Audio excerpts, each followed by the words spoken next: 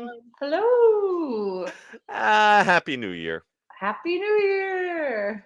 Um, we are back on our regular day, our regular time, hopefully for a regular year, but I can't imagine that 2025 is going to be a regular year. I don't think so. If No, there's any indication. this is going to be a very irregular year, but we're glad that we can spend some of it with you. Welcome back to the Attractions Podcast, and we are back together for the first time for a live show. It feels like in forever because we, kind of pre-recorded some stuff that went out over the holidays, and I had to take some time off. It feels like it's been like a month, so It really has. it's great to see you. It is so great to see you. Also, I know this year is going to be weird, but there's also a lot of exciting things this year. So Yep, trying yep. to It will. remain positive. What is that like? Apocryphal Chinese proverb or curse? May you live in interesting times. I Yes. think we're all living in very interesting times, and let's see if you have any interesting comments. We of course welcome to Michael Bingham, first up in the chat, as always. Hello, Michael. I'm so sorry to hear about that problem you had with your foot over the holidays. I highly recommend Hoka's for theme park walking shoes. They have changed my life. Good luck. Yes. Good luck with that. Absolutely. I can definitely attest that shoes are so important. There was one time I wore stupid sneakers to the parks and I did like a 10-hour day. It cost me literally $5,000 in like podiatrists and getting all this stuff done. Yes. Bad shoes ruin it. Please wear, even if they're ugly, who cares? It's not about fashion. Take You care have of your to be- feet. You have to be smart. Be good to your feet. In Derico's corner, Blossom and Michelangelo, welcome. Welcome. And hello to the Loud House, Bluey. All right. Ooh, Yay, got a Bluey fan out it's there. Bluey's world and we're just living in it, I think. Amen. And Brian Sager is checking in with a shout out for the year of Disney closures. A nice surprise from Chester and Hester last night at Disney's Animal Kingdom. I was going to bring that up right at the top of our recording, but I did not get to go personally. We'll chat about the end of Dino Land and some other stuff in just a moment when we kick off this recording. What do you say? Are you ready to go I'm for ready. our first show of the new year? All right, let's do this thing in 3, 2. Please lower your head and watch your step while boarding. Welcome to the Attractions Podcast. You are all clear for dispatch. Have fun. Hello, everyone, and welcome to the Attractions Podcast, sponsored by MEI and Mouse Fan Travel. I am Seth. And I'm Carly. And we're here to talk to you about the latest and greatest in theme park news and more, as well as what's going on in our own lives. And Carly, it is great to be able to see you for the first time since New Year's. Happy New Year's. I hope you had a great holiday season, and it is good to be back with you. It is definitely great to be back. I am very excited for this year. As you know, we love theme parks, obviously, and there's just so much exciting stuff happening this year that once the clock hit midnight, I was like, it's Epic Universe year. Well, I know we've both been having a lot going on in our non-theme park lives, so I have not personally been to a theme park this week to talk about. But before we get into the stories that we have in the news, I would be remiss if we didn't chat briefly about what happened last night. I was going to try to make it to the final night of portions of Dino Land USA, which permanently closed last night. And I was actually at the Winter Fringe Festival downtown instead. Was not able to make it away because I was too busy seeing good shows. But I don't know. What did you hear about the closure from social media? Yes, I saw some of the videos. That incredible actor, I'm sorry, I wish I knew his name. He was in the Adventures Club. He played Gus in the Magical Express videos. He came out as Chester. last night. I don't Excellent. know if you saw the videos. No, I It haven't looks seen them yet. That's great. yeah, I love him. He's such a great character actor. It's definitely a bummer. I am a huge Dinosaur is one of my favorite rides of all time. Mhm. So the fact that it's like a multi-part extinction process, they're doing like little layers. It's going to be all year, and then the end of the year, Yeah. we still have time to ride. But Yeah. this is just one of the best original, well-themed parts of Walt Disney World, Yeah, there's a and it's lot of definitely layers of theming that we're gonna miss for sure. yeah. And And the I gotta holidays say, here, yeah, a lot of what just closed last night is kind of the stuff that people won't miss necessarily. correct. People made fun of, especially the midway games in the area around them as not being what Walt would have wanted, quote unquote, right? But I'm It's really what going to kids miss want. the Chester and Hester's store, and especially that all that art direction inside and outside, all that Mhm. kitschy roadside attraction. Um, it's if it's basically folk art, especially the Mr. Imagination dinosaur statue. So I will definitely miss some of that. But you do have through uh, the end of 2025 to ride Get that Dinosaur dino. before it becomes Indiana Jones.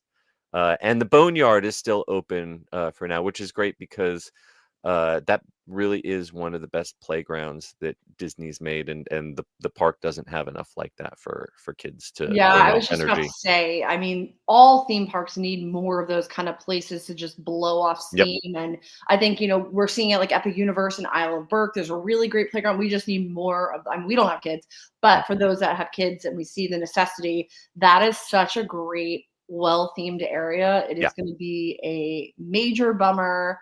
I'm sad. It is, but at least from the concept art, there is exciting things coming down the pike. It is going to be replaced by the Tropical Americas, which will debut in 2027. We're going to have a fictional location called Puebla Esperanza, which means the Village of Hope. And it will combine an Indiana Jones ride and an Encanto ride. So I'm looking forward to both of those. Plus the carousel that looks quite charming. Yeah, this Um, is beautiful. Yeah, I mean, I think yeah, this is gonna be a great replacement. It's just a little sad yeah. because so many of us love Dinoland. It's kind of like a not underrated, but you know what I mean. It has a cult Mhm. following. And of course, the other piece of news from this week that we have to talk about, at least Mhm. very briefly, our hearts go out to everyone affected by the California wildfires. Obviously, its impact on theme parks is, not as important as, all of the lives lost and destruction. But just want to briefly, like we said, our thoughts with everyone who lives and works there. And just wanted to mention briefly that Six Flags Magic Mountain was closed for one day. Warner Brothers Studio Tour is closed through the 14th. And Universal Hollywood was closed for 2 days. But all the other theme parks in the area right now are back to operations, including Disneyland. And I know Disney has donated $15 million to support in the area. All of the studios and such are stepping up. So we have information on our website, and there are a lot of great organizations you can donate to that are supporting that. Absolutely. Yeah. Hearts go out to them. It is a Yep, yep. rough, rough, rough thing. Yeah. And also, I don't know if you saw, Disneyland didn't enforce their no-show policy, which I was actually surprised because Oh, yes, I heard that they were taking the strikes off of people's accounts, which is good. I was like, the they least had to they do can that. do. Yes. Right. Yeah. All right. Well, I think it is now time, without any further ado, for us to jump into the news in the queue.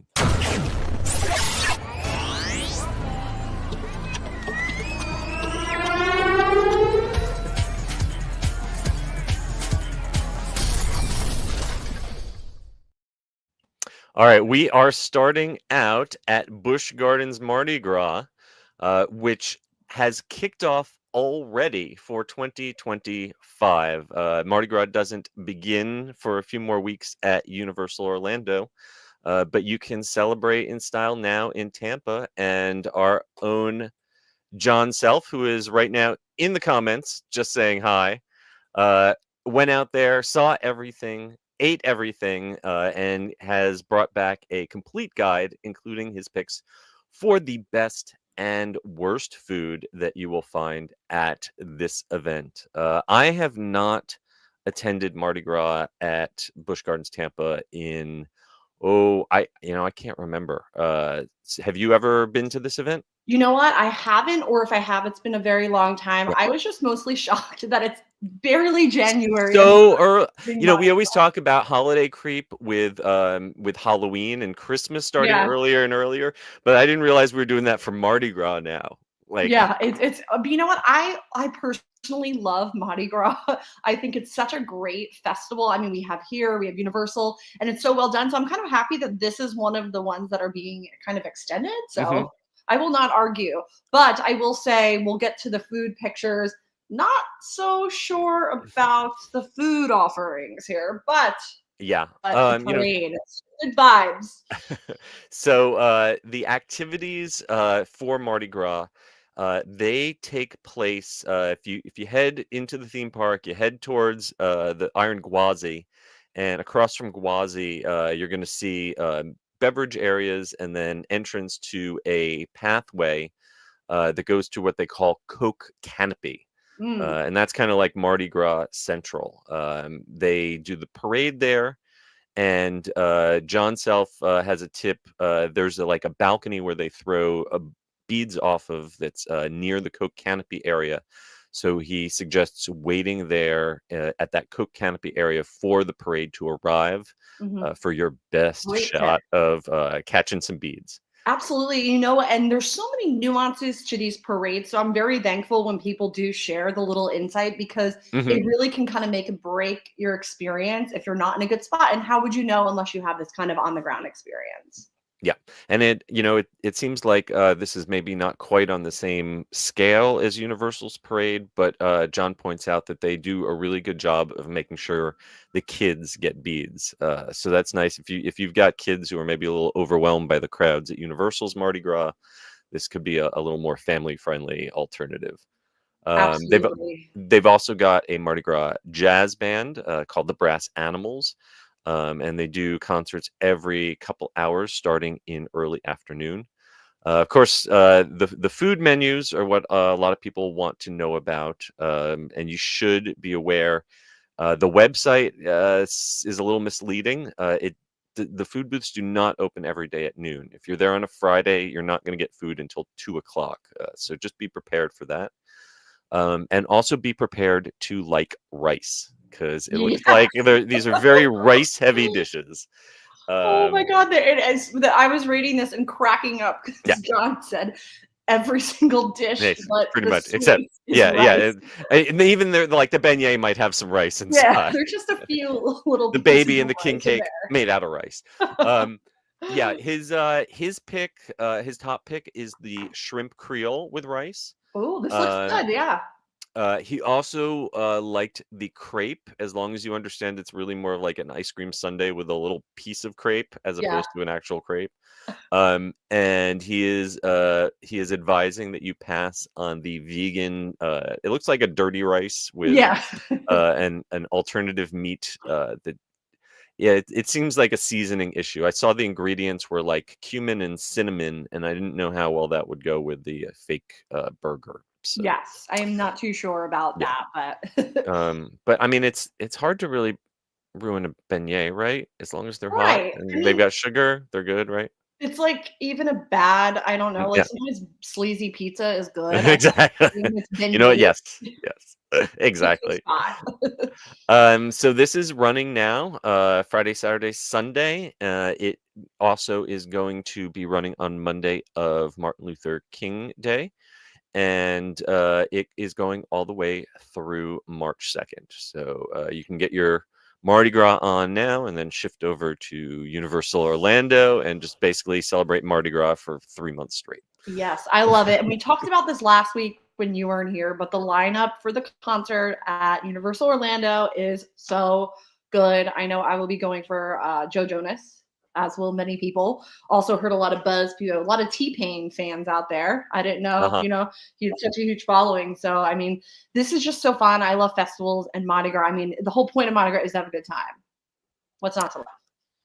And this is, of course, other than the food, all included in the annual passes or regular park admission. And there are tasting lanyards. So if you want to try a bunch of these different rice dishes, you probably save yourself some money with one of those lanyards. I also cracked up about that because you really do have to like rice. Right. The lanyard. Exactly.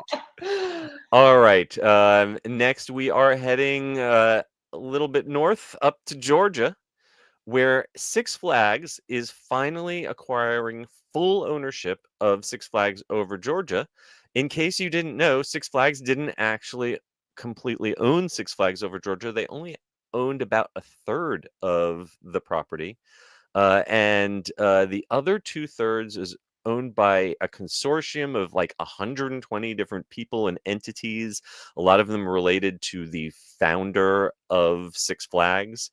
Weird corporate structure, but I will say I didn't really know this when we had no, this I had thing. no clue. Like, we definitely cover Six Flags, and I've definitely done a lot with, the merger. I didn't know about this specific property not being fully owned by Six Flags, but this is just the little interesting nuances of this world.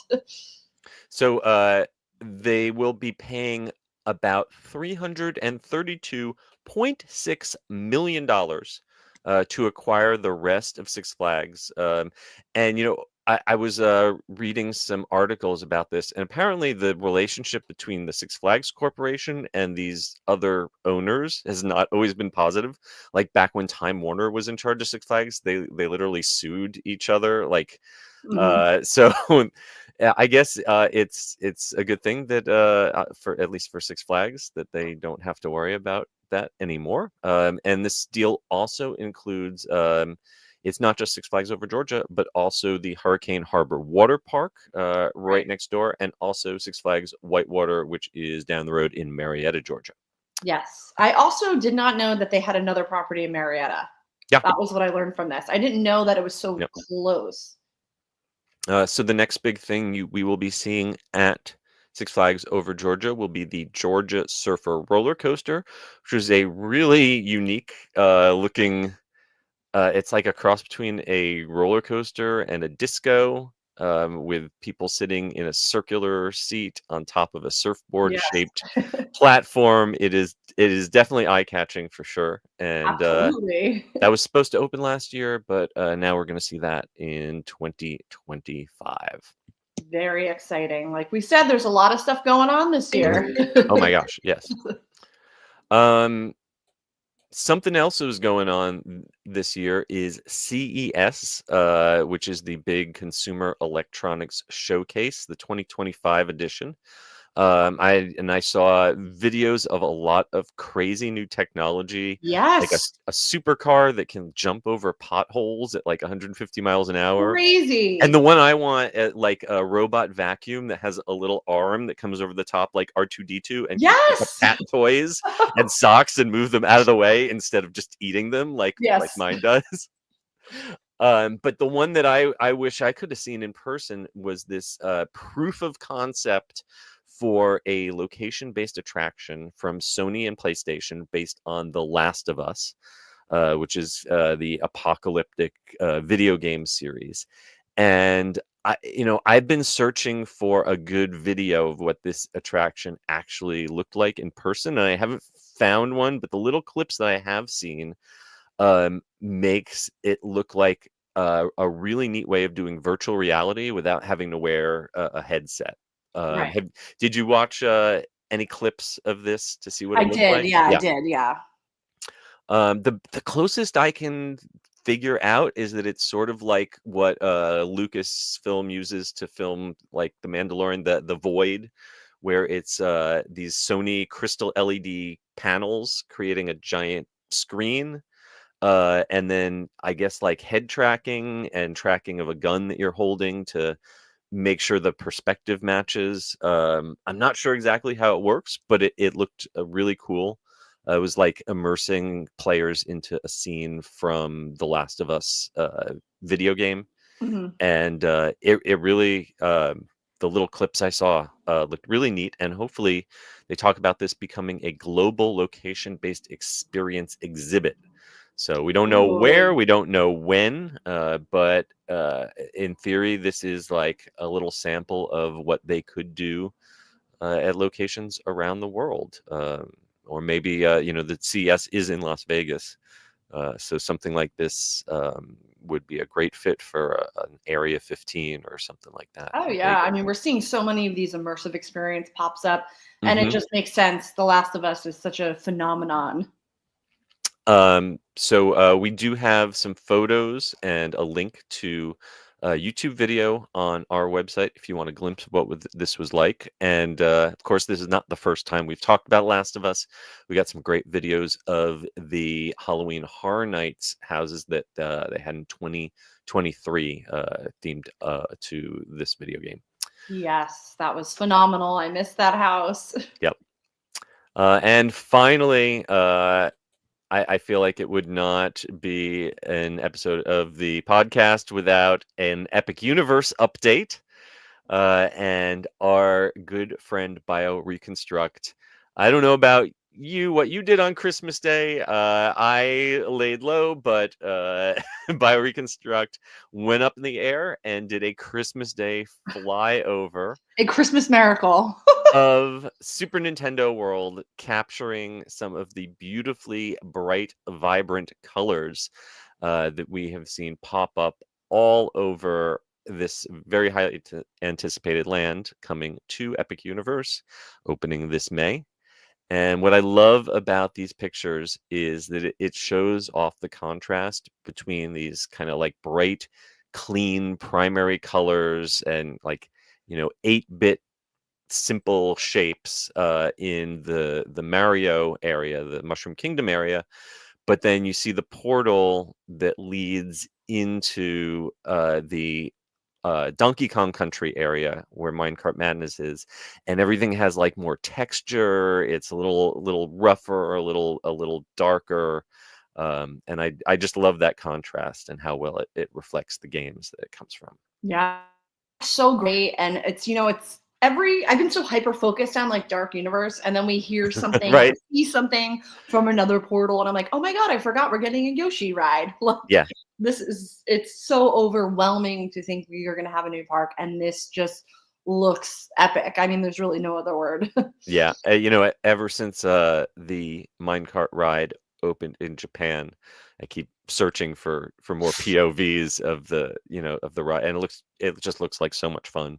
It And does. It it really, looks really does. yeah. So can't wait to get in there and experience all this and share it with all of you Yes. coming up in May, and who knows when soft openings and previews could start. Who knows? I know. All right. Any day now. Any day. All right. So that is going to bring us to the end of this week's news in the queue. Before we move on to our main attraction, it's time to hear a word from our sponsor. The Attractions Podcast is brought to you by MEI and MEI-Travel. Whether your next vacation is a magical trip to the theme parks, an exciting adventure to the pyramids of Egypt, or just a relaxing cruise on the turquoise waters of the Bahamas, MEI-Travel provides premium service and expert advice to help you get the most of your vacation. They are always free of any hidden fees or costs to you. Visit them at mei-travel.com. It's time for the main attraction! All right. For this week's main attraction, we are starting off the year with a brief preview of every single new attraction coming to Orlando, Florida at Universal, Walt Disney World, and SeaWorld in 2025. There's No a big lot. deal. And honestly, we could probably spend an hour alone just recapping all of the new attractions opening at Universal Orlando's Epic Universe in 2025. I feel like we have covered this once, twice, maybe 72 times over the last a couple of years, so we won't belabor it and bore folks who do listen every week. But just in case it's the very first time you are tuning in to the Attractions Podcast, we will go back and forth here. Starting off in Celestial Park, we're going to have the Stardust Racers roller coaster and the Constellation Carousel. Yes, that looks Carly, you want to really do nice. Nintendo World? Yes, we have Mario Kart Bowser's Challenge. So this is a sibling to the West Coast attraction. So I assume that it's going to be pretty identical Mm-hmm. to what it is at Universal Studios Hollywood. We have Minecart Madness, which is an import from Universal Studios Japan. This looks incredible, family-friendly coaster, jumps the track. And what I am personally most excited about is Yoshi's Adventure. I love Yoshi so much. Oh, And it was so this is cute. gonna be cute. Oh, I can't wait. I love this one in Japan, and I can't wait to be able to ride it here. But the one I am really psyched for is Monsters Unchained, the Frankenstein Experiment. This is the e-ticket ride in the Dark Universe area using a very similar system to Harry Potter and the Forbidden Journey. Plus, they've got the Curse of the Werewolf spinning roller coaster, family-friendly spinning roller coaster. Yes, that's going to be great. And Harry Potter and the Battle of the Ministry. This is what kind of I feel like everyone is talking about this attraction. Yeah, this is the I think that's the one I am going to rope drop because I think it's going to be incredibly technically complex, and I don't know if it's going to be able to keep running all day long, at least for the first Yeah, few that months. makes a lot of sense. I'm excited. I've got some friends who got hired to work on the Lee Cirque Oh, Arcanis show. It's going to have puppetry. It's going to have acrobatics. I think it's going to be a real sleeper hit. yes, definitely. I mean, just this whole land. I was, explaining to someone yesterday. I'm like, you don't understand. The shortest building is still taller than any building in Diagon Alley. Diagonal, yes. That is crazy to think about. Like, I don't think we're prepared for the scope, and it's like we have obviously the France area of Epcot. This is going to be like we are actually in Paris. Yes. I mean, it's going to be crazy. I can't wait. And then we've got the Isle of Burke, and that's the area of the park that has the most actual attractions. There's the Hiccups Wing Glider, which is like kind of Kitty's first Velocicoaster. It's like an Intamin launch coaster, but it doesn't have crazy upside down stuff.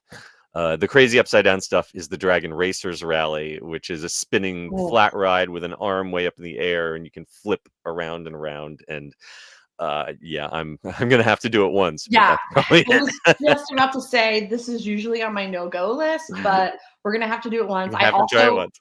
I started my Epic Universe movie prep this weekend, and so I watched How to Train Your Dragon. One of the best movies I've ever seen. I was crying. I had never seen it before, and now I am like infinitely excited about Isle of Burke. It is such a good film. I can't believe it. I need to rewatch the original, and I don't think I've ever seen any of the sequels. So I need to do some homework myself. Yes.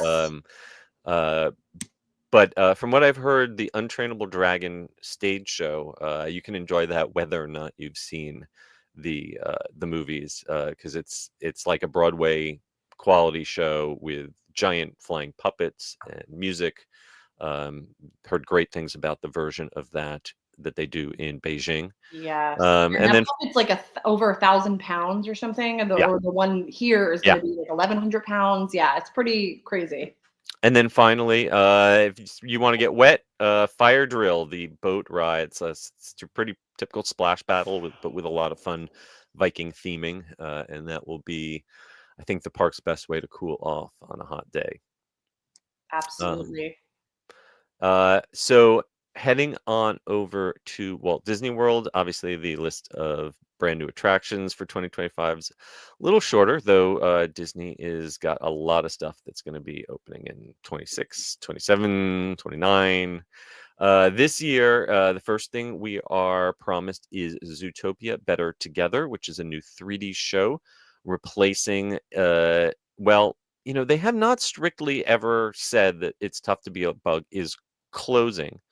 But this concept art clearly shows an animatronic where the Hopper animatronic is right now in the Tough to Be the Bug show. So unless they're going to do a thing like Walt and Abe Right. Lincoln where they can rotate, then I think go see Tough to Be a Bug now while you can, because this new show is going to open up next winter. Winter, yes. They're Winter, very yes. loose with the dates with Very this loose, yes. And, Are you looking what I'm forward excited to about, yes. Test Track 3.0? 3.0. Oh my God, this is exciting. I love Test Track. Didn't love Test Track 2.0. So I'm happy Tron for Track? something new. Yeah. I'm definitely happy for something new. Yeah, well, this looks like it's going to be World of Motion Track. They're kind of going back to the original ride for inspiration in terms of having some, lush, detailed sets. They promised this forest environment that we're going to drive through instead of just going through an industrial warehouse. So that will be a nice change. Yeah. And over at Hollywood Studios, they're supposed to finally open this Voyage of the Little Mermaid revamp, which will now be called The Little Mermaid: A Musical Adventure. I know they've been rehearsing this for forever and a day, so hopefully it will finally debut this summer, as well as the new Disney Villains Unhappily Ever After stage show that kicked Lightning McQueen out of his house. Yes, a lot of entertainment coming, which I'm excited about. I mean, both at Disney World and Disneyland, we're getting a lot of new things.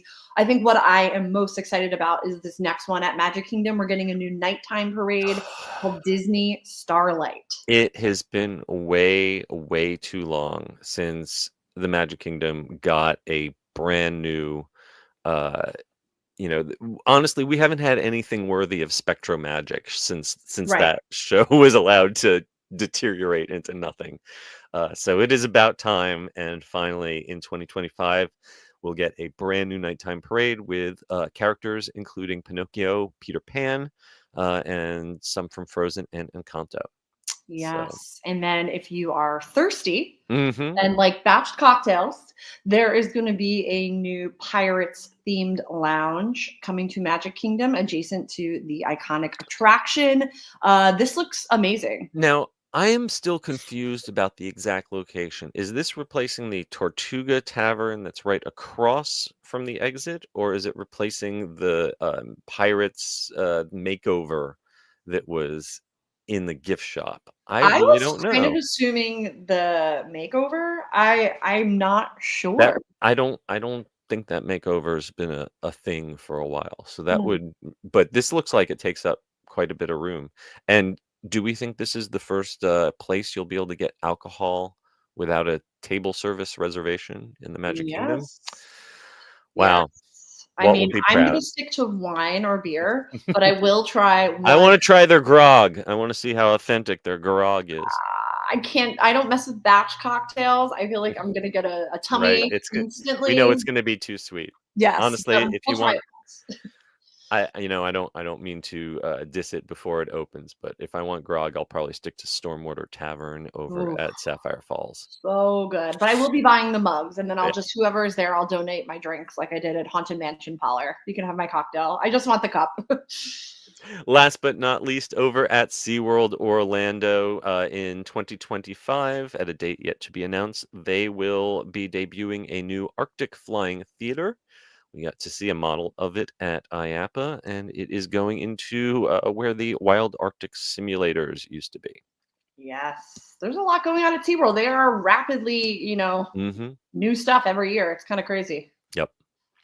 Well, that will just about wrap up our very long list of things coming just to Orlando, and that doesn't even count the rest of Florida or the rest of the United States. So it is going to be a huge year for theme parks in 2025, and we are here for it. Yes. And I'm so we are here for ready. you. Yes, I mean, a lot feels like up in the air though, because we don't really know when. Obviously, we know when Epic Universe is opening, but we don't know when we're doing the annual pass holder preview. We don't know anything yet, and it's just like I feel like my life is on hold because I'm just like I want to make sure I don't miss that. So Before we wrap this thing up, let's take a brief look at our folks who are in the comments. And our correspondent, John Self, has only one thing to say about his report on Mardi Gras at Tampa, and that is rice, rice, rice. Michael Bingham, he's just like me. He also thought that Six Flags owned the park in Georgia. Well, now they will. And he's excited about Super Nintendo World, while his mom is excited for Yoshi. Both good choices. Yes. Mr. Self confirming that Pirate Tavern is replacing that old makeover, and says, a rum, we want the rum. Yes, we do. Giving Michael the last word, theme parks in 2025 will be truly epic. It's going to be a fun ride. You are absolutely right, 100%. Before we go, we want to thank our sponsors, MEI and MEI-Travel, and remind everyone out there, please give us a rating or review on Apple Podcasts or Spotify, wherever you happen to listen to us, or a like and subscribe. Here on YouTube, be sure to follow us at attractionsmagazine.com or search Attractions Magazine on your favorite social media platform. Carly, where can folks find you on the socials? Yes, I am on Instagram at Adventures by Carly. And you can find me at Escobursky or at The Unofficial Guides.